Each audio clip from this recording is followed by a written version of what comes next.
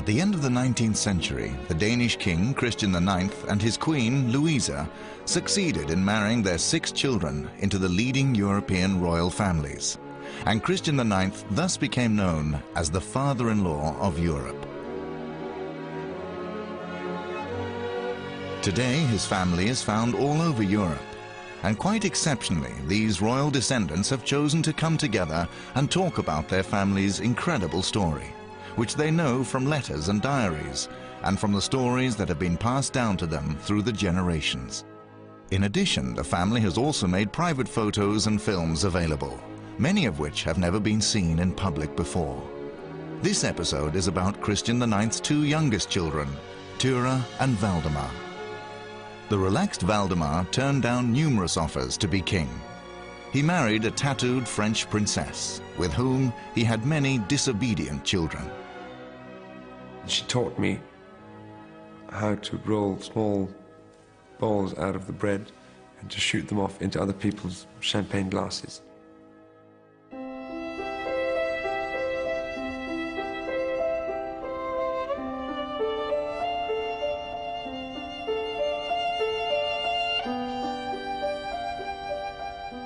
Little Princess Thyra arrives in 1853, a couple of months after her father, Prince Christian, has been named as heir to the throne. Alexandra and Dagmar are delighted to have a little sister, and Thyra isn't very old before she is out riding with her elder sisters. A few years later, the family's youngest child, Prince Valdemar, is born at Bernstorff Castle, Christian's new summer residence. It doesn't take Valdemar long to start joining in with his older siblings, also when they're visiting the docks in Copenhagen. He was taken very well care of by his brothers and sisters who loved him dearly and who supposedly often took him along for a stroll in the streets of Copenhagen, particularly to New Haven, a little canal street by the harbor of Copenhagen, where a lot of sailors were sitting, and he might have caught interest in sailing later on in his life through that part of his childhood. Valdemar dreams of being a sailor, and so he's not especially pleased when he receives a gift from his elder brother, the King of Greece. Prince Valdemar was sent some Greek costumes by his elder brother from Greece, of course, and as a small boy, he was dressed up in this, and one of the parts of this dress was a skirt, which Prince Valdemar wasn't very fond of wearing. They thought I was so lovely in the little white starched skirt, which is part of the Greek national costume, but I, being shown off and photographed in it, found it quite awful, and thought that the skirt was unworthy of clothing of a real man.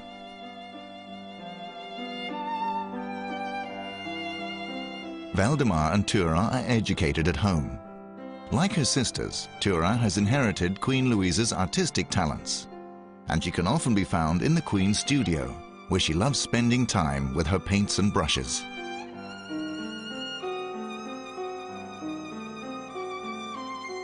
But the best entertainment of all is when the famous writer Hans Christian Andersen comes to visit and to read them his stories. Hans Christian Andersen, of course, was a monumental snob. And but of course also a very great artist, a wonderful writer, and he had known the people around the royal family always.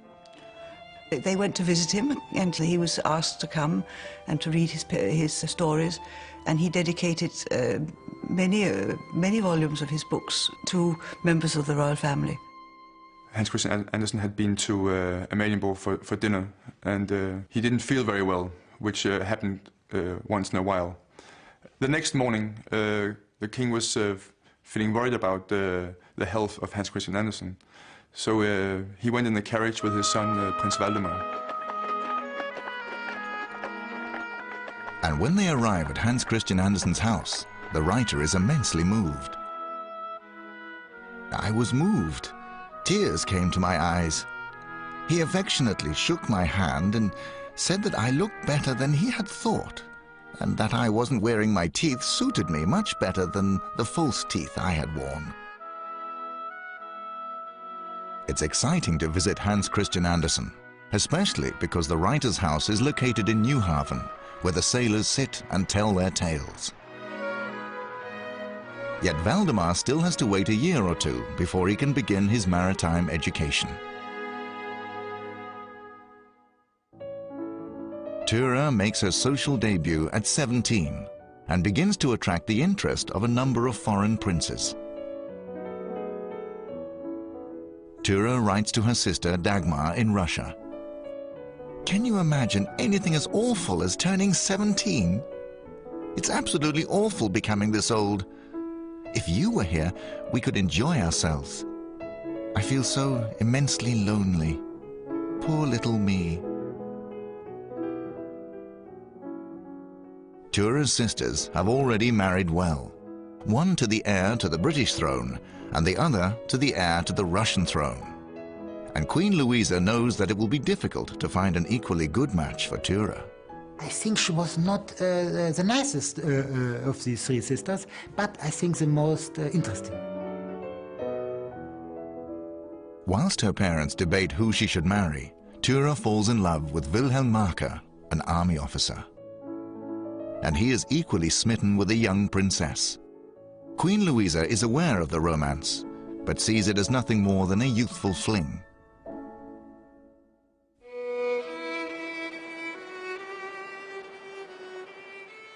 After a long journey, Tura stays in Greece.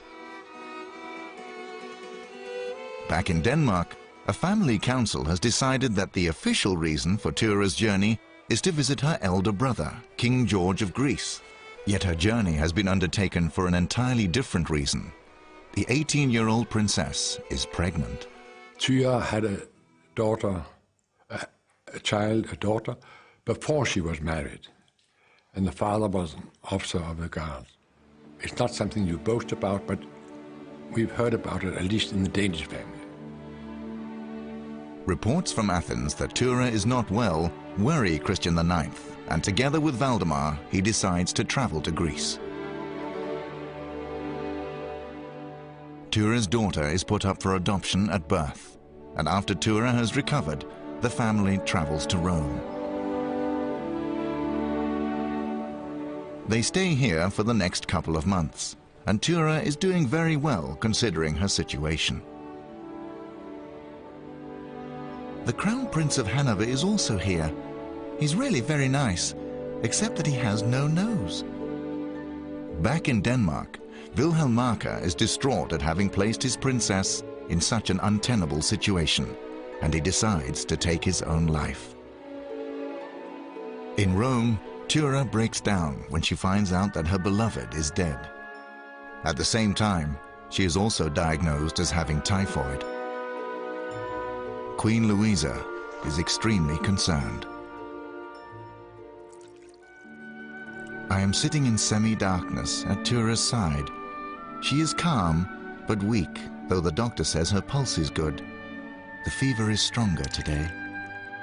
By chance, the British royal doctor is in the area, and whilst the family watches despairingly, he finally succeeds in saving Tura's life, enabling her to return to Denmark.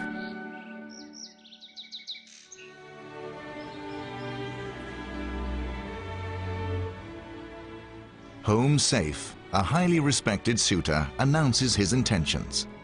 It's the Dutch king and widower Wilhelm III, but he is 36 years older than Tura and has to accept being turned down. Ernst August, ex-Crown Prince of Hanover, whom Tura had met in Rome, is also showing an interest in the young princess, and he is Queen Louisa's favorite. Even though his father, George V, had been forced from the throne, Louisa is certain that Ernst August will one day be King of Hanover. Ernst August's blind father had to give up the throne when he found himself on the losing side in the war against Bismarck's great Prussian kingdom. I'm sure that it was also because King George V was blind. He couldn't really, in words, he couldn't really see the problems. This was a disaster for the Hanoverian people, and to all intents and purposes, the son, Ernst August, must accept being reduced to nothing. When George V dies in exile, Ernst August chooses to adopt his father's British title, the Duke of Cumberland. The tall, thin Ernst August is far from being the ideal prince. With his flat face and poor taste in clothes, he is the subject of much amused conversation amongst Europe's royalty. Yet he is also much loved by them all. And Tura's sister Alexandra, who is married to the heir to the British throne, is keen to see Ernst August marry into the Danish royal family.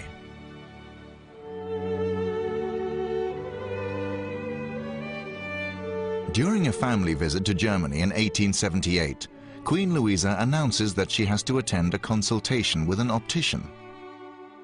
But in reality, she is to observe a meeting which she and Alexandra have arranged for Tura.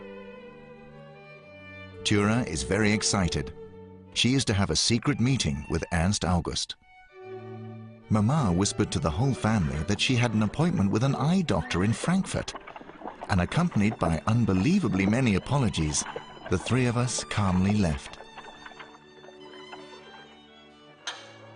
The meeting takes place at an aunt's house, and from her position behind the door in an adjacent room, it's possible for Alexandra to follow the development of the first signs of love between them. She gave him her hand, which he immediately kissed, and then she said how very much she enjoyed seeing him again. I could only see around the corner with one eye as they once again pressed each other's hands, and he lay one kiss after the other upon them. Mama and I could have saved ourselves our long conversation with him, because she cut the whole procedure short by proposing herself.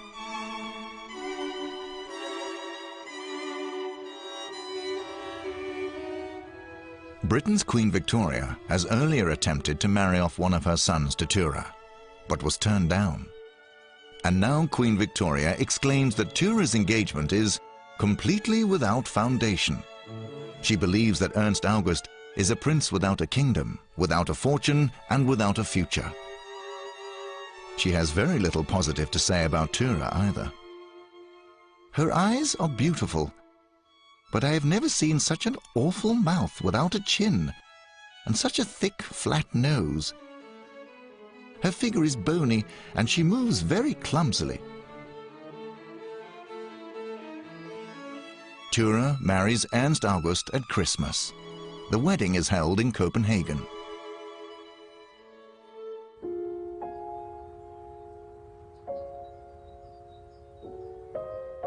After the wedding, the couple moves to Austria. They lived in Gmunden, which is a small village in Austria, and first they were living in a small house. And as the family grew and they had a lot of children, they built a house called Schloss Cumberland. The children grow up in a warm home, as Tura and Ernst August prefer the quiet of family life in Gmunden to participating in European royal occasions. Ernst August prefers to be at home, where he can pursue his great passion.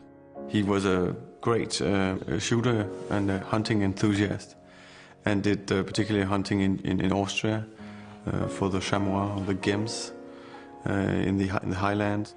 And she sort of insisted to stay with him, by his side, literally.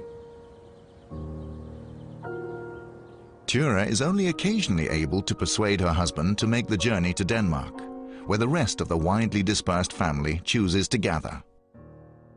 Ernst August hates to travel, and he despises court etiquette. The Greek princes, however, find his behavior somewhat strange. Ernst August was very original, and he only wore Tyrolean attire.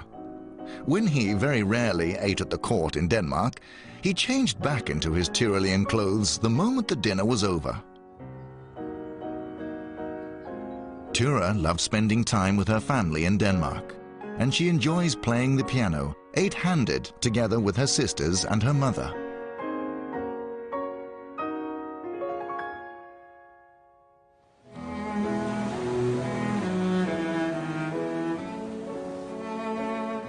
In Denmark, Tura's younger brother, Valdemar, is well underway with his naval training. Prince Valdemar was brought up as a naval officer and therefore was quite a lot at sea. He had naval commands, went on several long trips. It means everything to serve, and 26-year-old Valdemar does not wish to be given any special treatment. He works as an equal with his comrades. Queen Louisa is now occupied trying to find a bride for Valdemar. After the elder children's successful marriages in Britain, Russia, Greece and Sweden, it's difficult to ignore the great power, France. Emperor Napoleon III has died in exile, and Louisa believes that there is a possibility that France will restore the monarchy. The good old Bourbons from the country's great pre-revolutionary royal period might possibly make a return to the French throne. So a marriage to a member of this family would obviously be a very good match. A great-granddaughter of the last King of France proves to be a possibility. She is the very independent and somewhat eccentric Princess Marie of Orléans. Queen Louisa has already established a good relationship with Marie's parents. And in 1885, Marie's father sends an invitation to Valdemar. But Princess Marie doesn't know she's receiving a visitor. I was received most warmly by the Duke and Duchess, and while we sat talking, a young 20-year-old girl opened the door. In her surprise at seeing a guest, she spilled a cup of paint she was holding in her hand all over herself. Blushing, she disappeared to recompose herself. When Marie d'Orléans was living with her parents, they were living near Le Havre at a farm which was very poor. They had to maintain the place completely themselves. They had no gardener, no servants. Marie has a very unusual and forceful personality. She's intelligent, quick-witted, and completely unimpressed by the royal way of life. And princess or not, she does whatever she wants. She was an unusual personality. She had rather unusual interests, and she was very forthright, especially. She would sort of say exactly what she felt. In Britain, Queen Victoria is well aware of the French princess's potential, and Marie has already been invited to Windsor. I was so blinded by all of the unfurled magnificence, and when the Queen finally asked me if I wanted to live in England, I gave the awfully stupid answer, "No, it's much too grand here." And so the Queen gave up on me. Valdemar has more luck. Marie finds him very attractive, and she accepts his proposal of marriage. The hopeful parents have already taken care of all the formalities, and it takes only 3 days for the Pope to grant permission for the couple to marry. It was highly unusual, in fact, because, of course, she was a Catholic and he was a Lutheran. An arrangement was made with the Catholic Church that the sons of the marriage would become Lutheran and daughters would become Catholic. Marie immediately starts preparing for her new life in Denmark, and she corresponds regularly with Valdemar. "I hope that when I come to Denmark, I can ride with you and the king, because I would so very much like you to allow me to bring my good horse." 1,500 guests take part in Marie and Valdemar's wedding in France.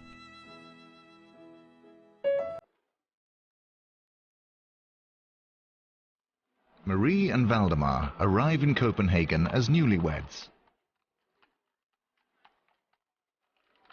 At their new residence, the Yellow Palace, an official who holds a welcome speech in their honor greets the couple. Just as he was sort of standing and reading about aloud his speech and being very formal, a bouquet of flowers thrown by the crowd to the princess, the coming princess. But the sort of mishap had it that it went right through the carriage window. Instead of stopping in the hands of the princess, went straight through the other window and landed in the face of this dignitary.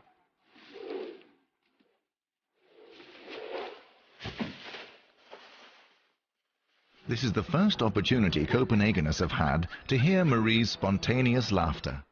And with her unpretentious style, it's not long before she is well loved by the Danes.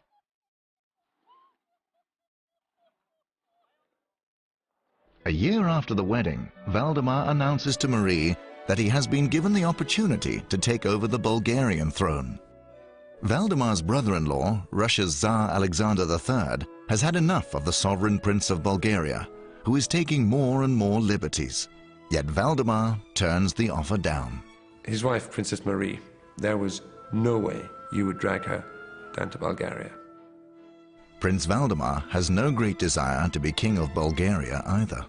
He was not too happy to go there, first and foremost, because they would immediately put him as an enemy of his very dear brother, George of Greece. Bulgaria and Greece were often in position as enemies. There had been wars between them, and there were later on.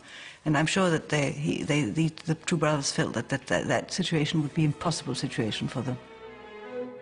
And in any case, Valdemar and Marie very much enjoy living in Denmark. Marie is keen to learn Danish and listens intently to Valdemar and his friends.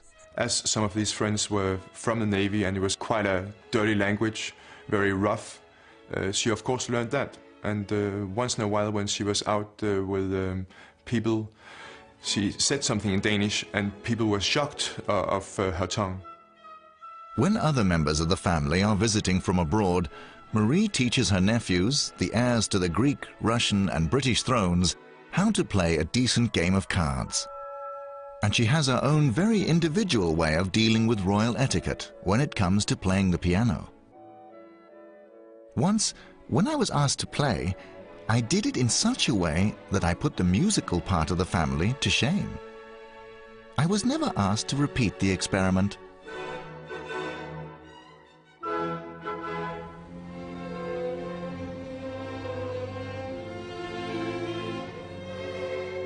During a 6-year period, Marie gives birth to the couple's first 4 children, the princes Oer, Axel, Eric and Viggo.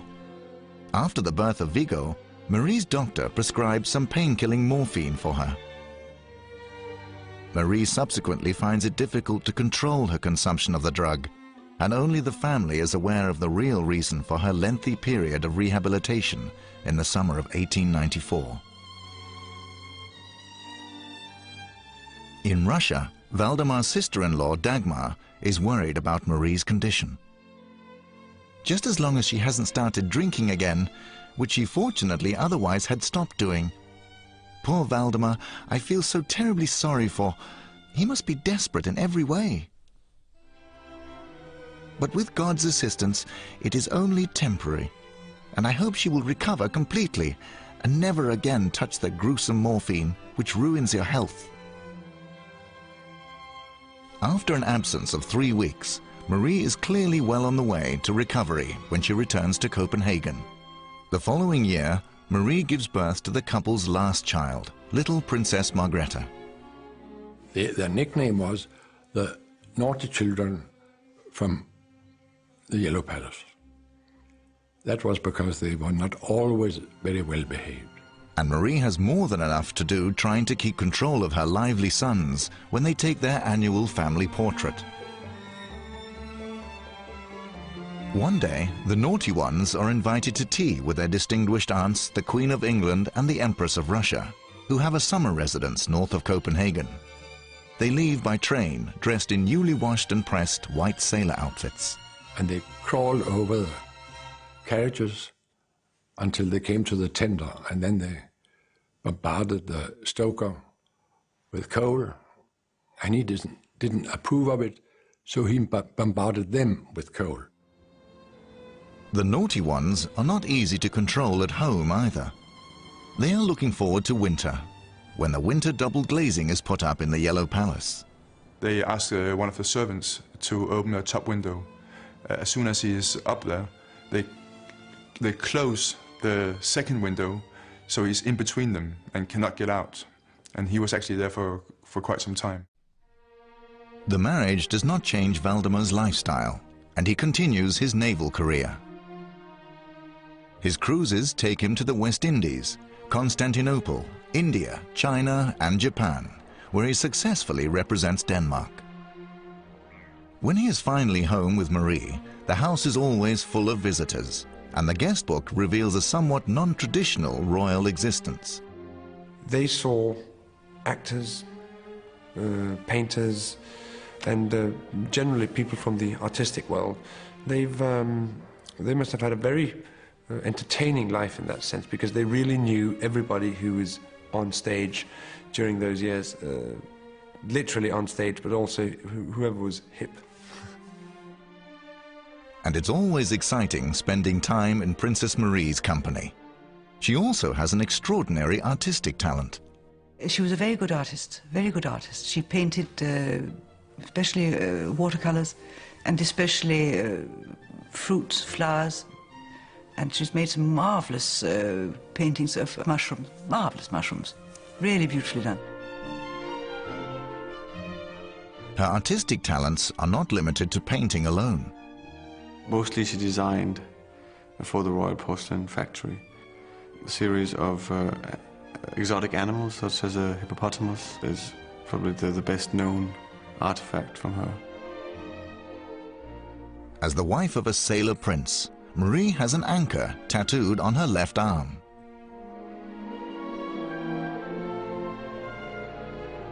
And she's an expert at embarrassing her husband when she makes fun of the distinguished women of the royal court.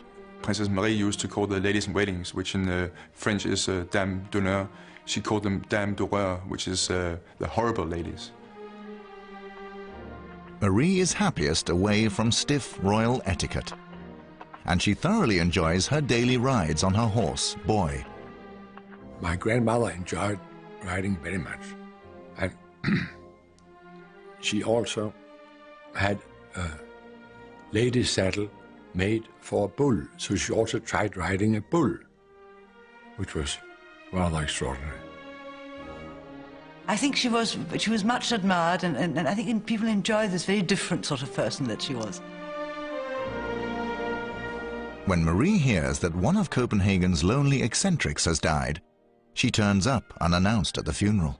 There was a lady here, or a woman here in Denmark called Virgin Pastime, and at her funeral, actually, Princess Marie was the only one attending. There's a fire in Copenhagen, and on her way past, Marie hears that a fireman has fallen to his death. When she discovers that the man's widow and children will now have to fend for themselves, she establishes a fund for firemen's widows. She is presented with a fireman's helmet in thanks, and is named an honorary fireman. And every time that she would listen at the bell of a fire, even if it was during an official function, she would leave the table, take off her tiara, put her casque of a fireman, and rush to the place of the fire to try to help, delighted. The Danes are beginning to get used to their fearless French princess, who more than lives up to her own publicly known motto, "Let them grumble, I don't care." She was totally eccentric. She did whatever she wanted. She was very happy in Denmark, and also under that eccentricity of an artistic princess, I think she was deeply interested in politics like all the members of the Orléans family. Amongst others, Marie provides her nephew, Tsar Nicholas II, with a lot of unsolicited advice, and he learns to get straight to the point when replying. "I have done what you asked of me, and can now give you a completely clear answer. It is a categorical no, and the case can now be closed." However, it's considered quite natural that the Russian Tsar interferes in European politics. In 1905, when Norway needs a king, Nicholas II and Kaiser Wilhelm in Germany agree that Valdemar would be a fine choice. For as Emperor Wilhelm says, Valdemar has the required experience, a delightful and elegant wife, and healthy offspring. Yet Valdemar refuses.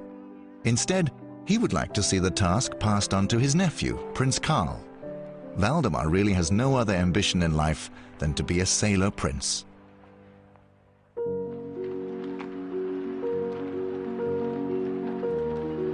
Many new forms of transport make their appearance during this time, and in Copenhagen, horse-drawn carriages now have to share the streets with electric trams. And the royal family watches with great interest when in 1907, a Dane, Ellehammer, manages to fly an aircraft 461 yards, the longest ever flown by a European. The time Valdemar spends together with his wife and children is limited, due to the fact that he has an exceptionally close relationship with his Greek nephew, Prince George, whose company he values very highly.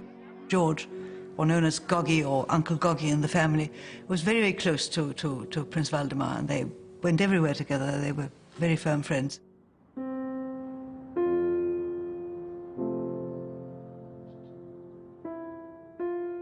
In the final years of her life, Marie is lonely in her husband's absence. When Valdemar leaves once again for Asia, this time with his 3 eldest sons, none of them know that they have seen Marie for the last time.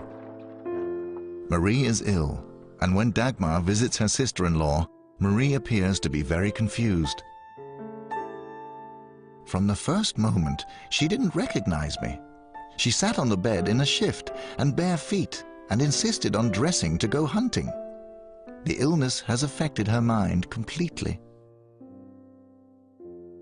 Marie has acute pneumonia, and her doctors are powerless to help. A week after Dagmar's visit, Marie drifts into unconsciousness and dies. In the evening that my grandmother died, Uncle Goggy saw a butterfly flying over the ship, and he knew she died. It is impossible to preserve Marie's body due to the temperature in the Yellow Palace, and only her closest relatives manage to say farewell before she is placed in a zinc coffin, which is then welded shut. Upon Valdemar's return, Marie's sealed coffin lies in Holman's church, awaiting its final journey. And Valdemar must now begin to get used to the idea of being a widower for the next 30 years. I just remember that my grandfather, Prince Valdemar, always kept her apartments like she just was still there, like she'd gone on a journey and just came back. And we weren't allowed as children to go there, not to move anything. The many parties and society events previously held at the Yellow Palace are no longer, and Marie and Valdemar's 5 children leave home as they marry.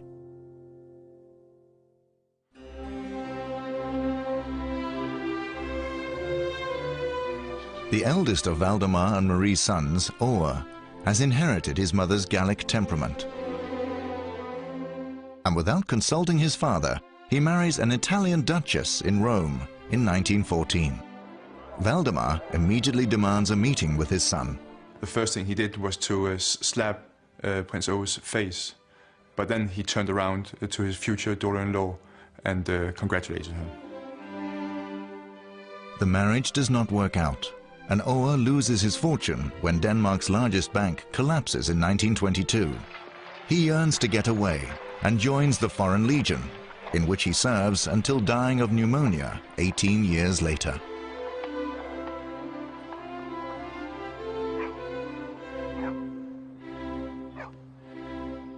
The second son, Axel, marries Princess Margareta of Sweden. He joins the East Asiatic Company, a large Danish multinational, where he becomes a director. But when he is with his siblings, it's easy to recognize the disobedient children from the Yellow Palace. My father and his brothers and sister, they got an idea of they should try to put their cars in reverse and then go as slowly as possible. And then they all got out and stood on the front steps, and the one who got hit first had lost. Axel and Margareta are the parents of Count Fleming of Rosenborg, who was married to Countess Ruth until his death in 2002.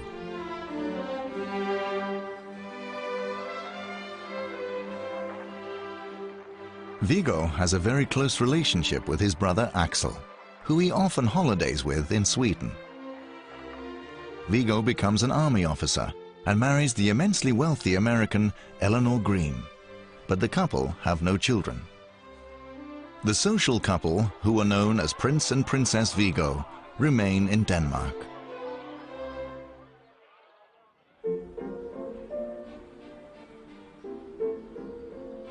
Erik chooses to become a farmer, and his training takes place partly in Canada. While he was there, he met Louise Booth, my grandmother, who was a daughter of a timber king in Canada. Amongst Eric's descendants today is the shipbroker Count Valdemar of Rosenborg, who is married to a French woman.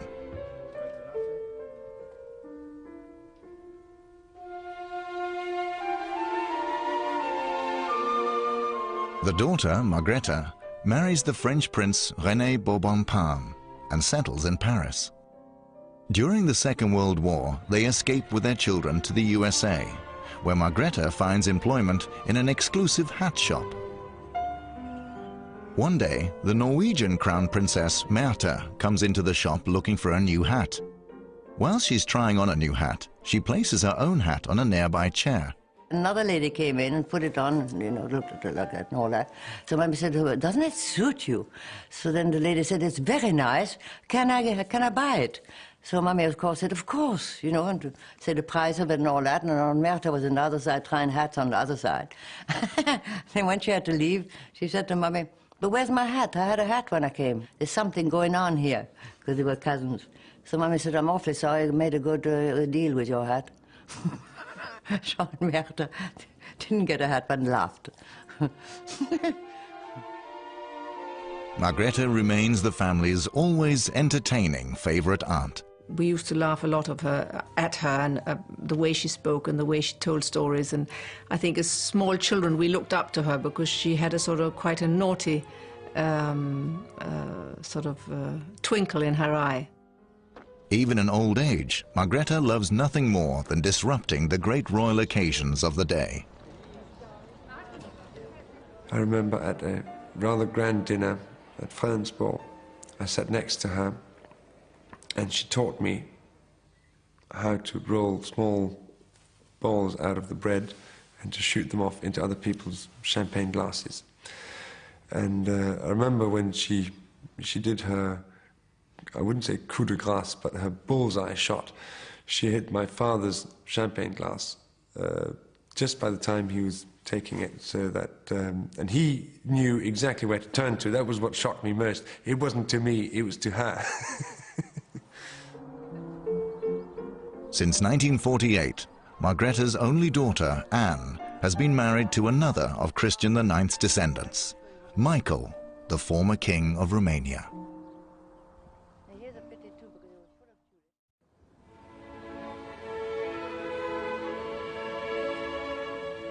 Back in 1887, Tura and Ernst August have been married for 9 years when Tura begins to exhibit a form of very strange behavior. She runs around the house at night in a state of confusion because she thinks that she can hear a child crying. Tura is admitted to a clinic, yet her sister Dagmar does not agree with the Austrian methods of treatment. What will she think when she asks where she is and they tell her she is traveling, and when she doesn't see any of the usual faces around her? It is much too awful to think of her in such agony. It is established that Tura is pregnant, and she will not return home until 6 months later.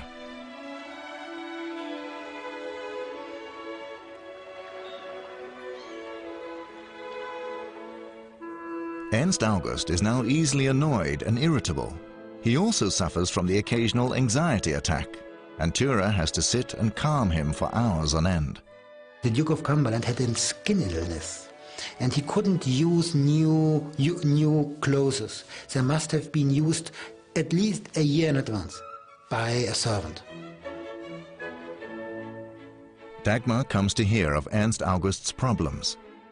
Tura said that he cried every morning like a baby and complained that he felt his clothes made him feel uncomfortable. Ernst August's health improves for periods, and he even chooses to travel with Tura to Denmark. Here, surrounded by her family, Dagmar cannot resist teasing Ernst August. Ernst is well again and went hunting today in such a shabby and dirty suit that I gave him 25 euro because I assumed he was a beggar.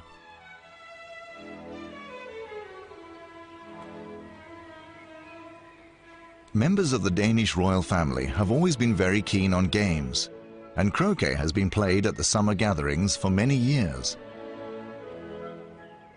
And Christian IX enjoys playing whist with his daughters, Tura, Dagmar, and Alexandra. During her visit this time, Tura presents her father with a somewhat unusual gift, an electric cigar lighter. It is given pride of place on his desk at home in Amalienborg.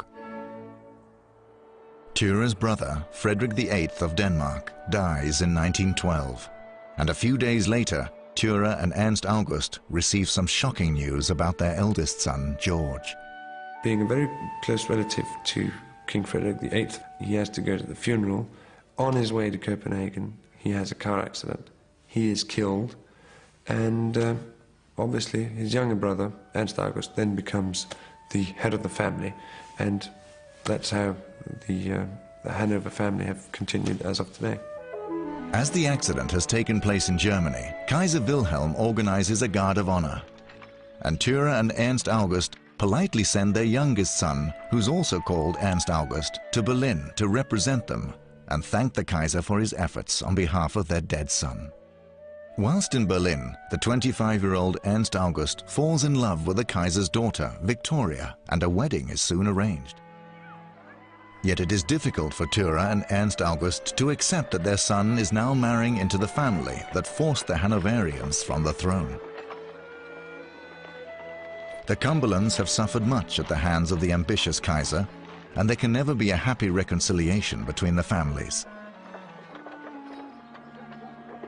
Yet Ernst August will not stand in the way of his son's happiness, and at the wedding in Berlin, he finds himself driving in an open carriage sitting beside his arch-enemy, Kaiser Wilhelm. I think that was the last time all the heads of state of the Europe of that time ever met. In other words, the Tsar was there, the King of England was there, and certainly the Kaiser was there. By virtue of his marriage to the Kaiser's daughter, Ernst August becomes the reigning prince in the Duchy of Brunswick. But the pleasure is short-lived, as the following year the First World War breaks out, destroying the imperial thrones of Germany, Russia, and Austria. Some years previously, in Gmunden, Tura and Ernst August's eldest daughter, Marie-Louise, had married Prince Maximilian of Baden, a highly respected officer attached to the court of Kaiser Wilhelm. Tura and Ernst August have a very good relationship with their son-in-law, as long as he doesn't talk too much about the German Kaiser in their home. At the end of the First World War, Kaiser Wilhelm makes Maximilian the German Chancellor, in the hope that he will be able to save what remains of the German Empire in the chaos to follow. Yet Maximilian sees only one solution, and announces the Kaiser's abdication, and Kaiser Wilhelm is therefore forced to spend the rest of his life in exile in Holland. After 1918, there were no duchesses anymore. The war was over. The king and emperor didn't exist anymore. As the aging Ernst August has supported Austria during the war, the British strip him of his royal title, Duke of Cumberland. Both he and Tura are heartbroken. My poor Duke suffers much from it, though he won't think ill of people's intentions. It seems that England has destroyed my Duke and accuses him of treason. Tura becomes very lonely when Ernst August, after 45 years of marriage, dies in 1923, and she plans a visit to the family in Denmark. Later in the summer, I hope to travel to Denmark after 11 years' absence. I am so grateful now at not having traveled home during these years. I stayed purely out of fear that something would happen to my Duke in my absence.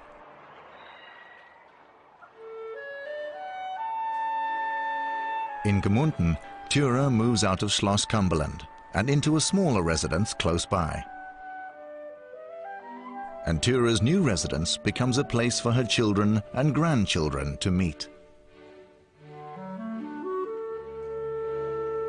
Here come Tura's 3 daughters, who visit as often as they possibly can. And much to Tura's pleasure, they stay for days at a time together with their own families. Tura has become a white-haired, slightly deaf old lady. When she writes to her nephew, George V in Britain, "Now I am growing very old, dear Georgie. I am glad to be able to thank you for all of your sweet letters. Please give my love to dear May. It's all so long, long ago." The year before her death, Tura visits Denmark for the last time. And in 1933, Tura passes away peacefully in her home in Gmunden.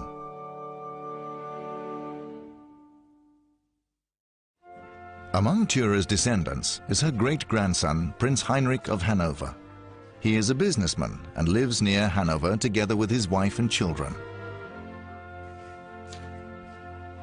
His elder brother is Prince Ernst August of Hanover, who bears the same name as his father, grandfather, and great-grandfather.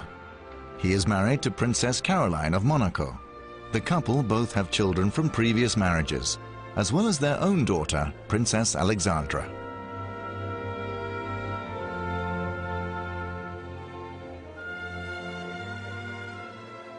Tura and Ernst August's other descendants today include Constantine II of Greece, Queen Sophia of Spain, Duchess Donata of Mecklenburg-Solotkov, who lives together with her family near Kiel, as well as Princess Elisabeth Isenburg und Büdingen, who today runs Glücksborg Castle, the castle where nearly 200 years ago the father-in-law of Europe lived as a boy.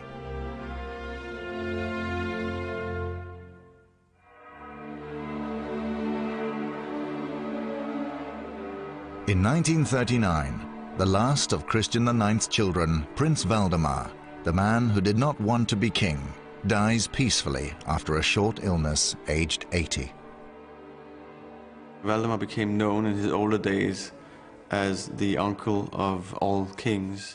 All his nephews were Tsars or kings in Russia, Denmark, England, Greece, Norway. So it was a fantastic title, I would say, to be.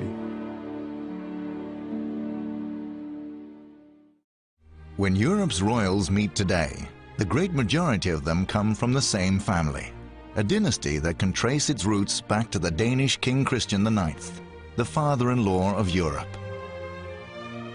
In numerous cases, both spouses are descendants of Christian IX. This applies to Britain's Queen Elizabeth and Prince Philip, Constantine II of Greece, and Queen Anne-Marie, as well as Romania's former King Michael and his wife, Queen Anne. Christian IX had 6 children, and despite the fact that they ended up living a long way from each other, the 6 siblings maintained their very close relationship throughout their lives. The eldest son became, as Frederick VIII, King of Denmark on the death of his father, and through his children, the descendants found their way to Norway, Sweden, Belgium, and Luxembourg. Christian IX's eldest daughter, Alexandra, became Queen of Great Britain through her marriage to Edward VII. Today, her descendants can be found in Britain and Norway. The second daughter, Dagmar, was the last great Tsarina. Yet the revolution and the murder of her son, Nicholas II, put an end to the Tsars in Russia. 2 daughters who escaped from Russia have descendants in the USA, Canada, and Europe. Christian IX's second son became King George I of Greece when only 17 years old.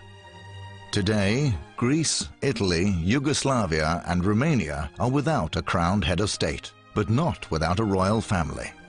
And all have descendants of George I. In addition, 2 of his descendants married the Spanish and British monarchs. The youngest daughter, Princess Tura, never became Queen of Hanover as her mother had hoped. Yet through her, the descendants of the father-in-law of Europe have ended up in Germany, Austria, and most recently, the Principality of Monaco. The youngest son, Prince Valdemar, turned down the opportunity to sit on 2 thrones, and today his descendants are principally to be found in Denmark, France, and Switzerland. The story of the father-in-law of Europe begins when the poor Prince Christian of Glücksborg Castle becomes King of Denmark. And when the matchmaking games were over, his descendants came to mark a key period of Europe's history.